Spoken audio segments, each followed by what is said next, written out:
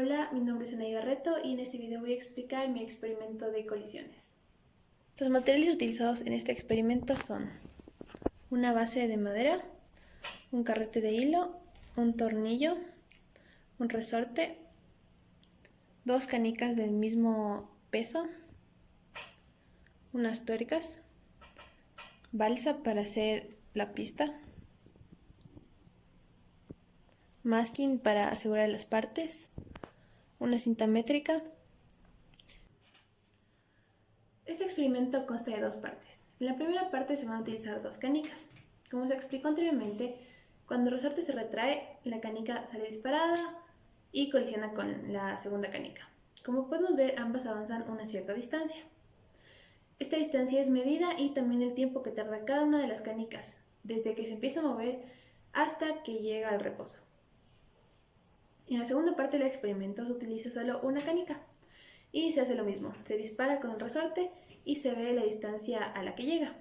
Entonces se mide la distancia y se toma el tiempo. Este experimento se conforma por las dos variaciones que vimos anteriormente para poder comparar si es que la energía cinética en la colisión se mantiene o no. Entonces vamos a utilizar la distancia final de la segunda canica en el primer experimento y la vamos a comparar con la distancia final de la canica en el segundo experimento. Si ambas distancias son semejantes, esto va a significar que la energía cinética sí se conserva. En cambio, si ambas distancias son muy lejanas, esto va a significar que hay una pérdida de energía en la colisión. Para analizar nuestro sistema, primero tenemos que encontrar la constante del resorte, la constante de la elasticidad. Esto se realiza en el video que vamos a ver a continuación.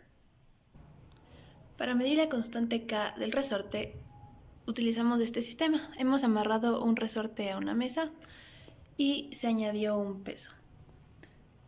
El peso de esta botella se controla con una balanza electrónica, como podemos ver aquí.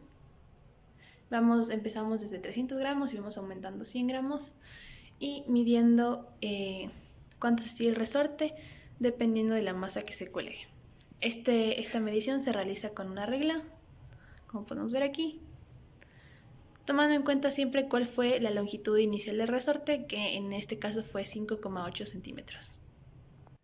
Con los datos obtenidos del pequeño experimento que vimos anteriormente, realizamos este gráfico en Excel y además añadimos la ecuación de gráfico.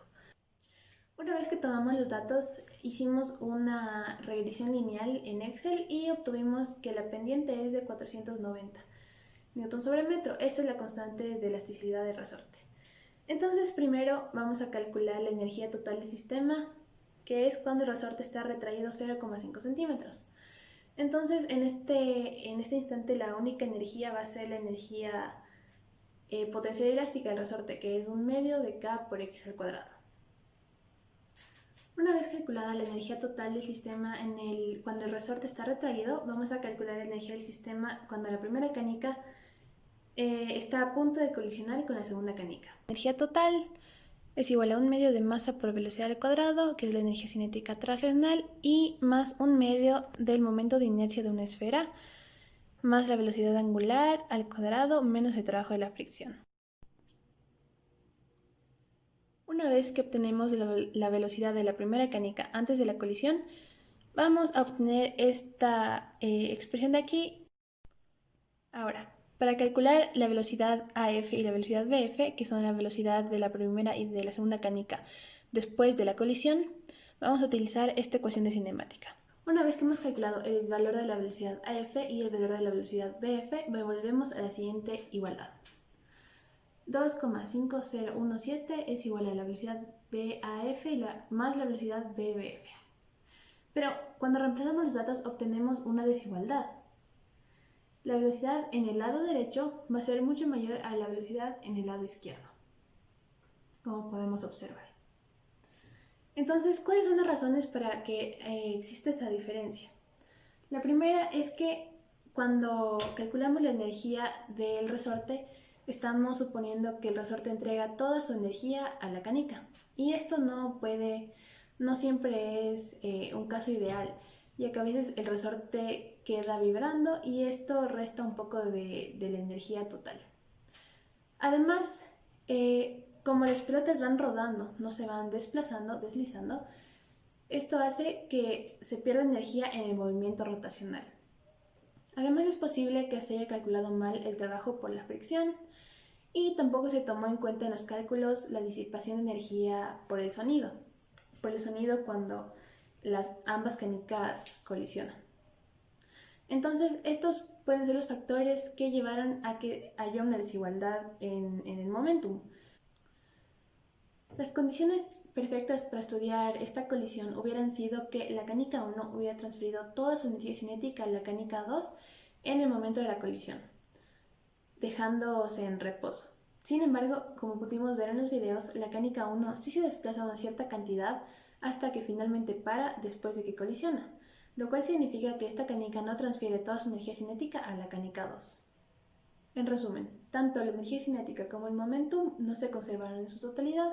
Esto es causa de las diversas fuentes de disipación de energía que tuvo el sistema y también se pudo haber dado por un error en los cálculos o en las mediciones.